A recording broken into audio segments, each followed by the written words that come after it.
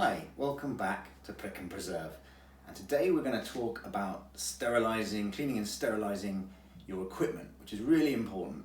You don't want bugs or yeast or bacteria getting into your jams and preserves and your ferments, other than the ones you actually want to ferment the stuff.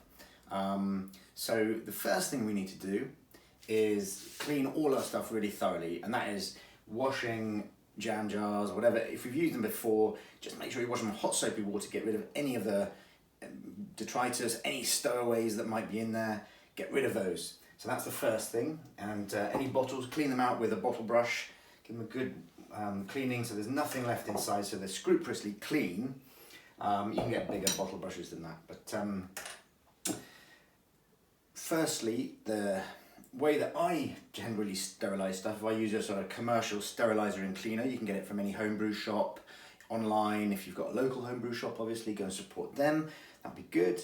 And one teaspoon of this with 1.5 litres of warm water, and then you can use that to swill out your bottles, pour it in using a funnel, swill it out, put it into the next vessel that you're going to use, swill that out, and that will sterilise it. Obviously rinse that residual liquid out of there thoroughly before you then use it, and that includes corks. You need to sterilise corks, so we wash those in the same, rinse them off, and with a bottle you can then, once it's cleaned and rinsed, pop it back in, and that's good to then fill up.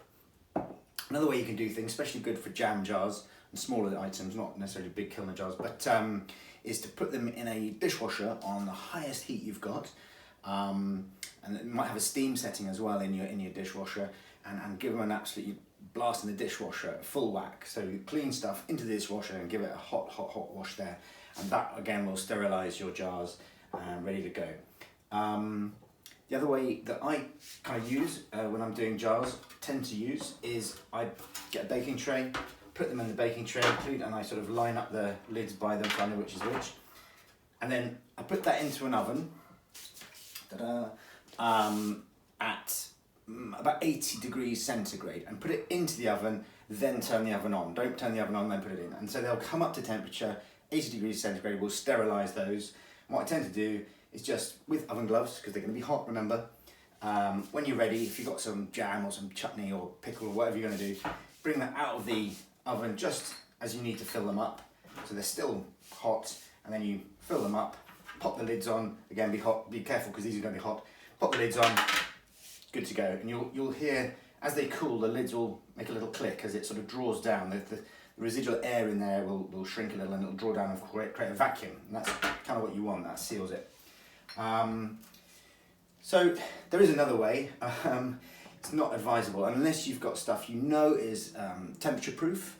Pyrex milk bottle is actually very good at sustaining hot temperatures, but yeah, be very careful doing this. I've done it plenty of times with kilner jars, cracked them, broken them, but you can fill them up with boiling water. So if it's sort of too big to go in the oven or whatever you're doing, you can fill that up with boiling water. I personally would be very careful doing that. If you're going to do it, fill it with very hot water, as hot water as you can get from the tap first.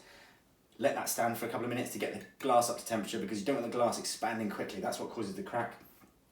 And then you're going to have hot water and glass everywhere, which is a bit of a disaster, really.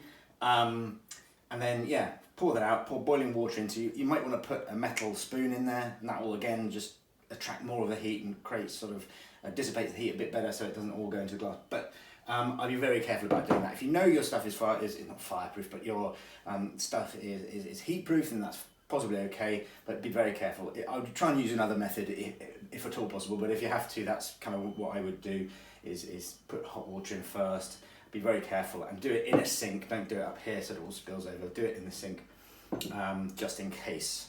Okay, so that's really about sterilising. That's kind of all you've got to know, is be ruthlessly clean and sterilise away rigorously in a good kitchen way. So thanks for watching. Give us a thumbs up if you like the video, and see you back here for some more soon. Bye.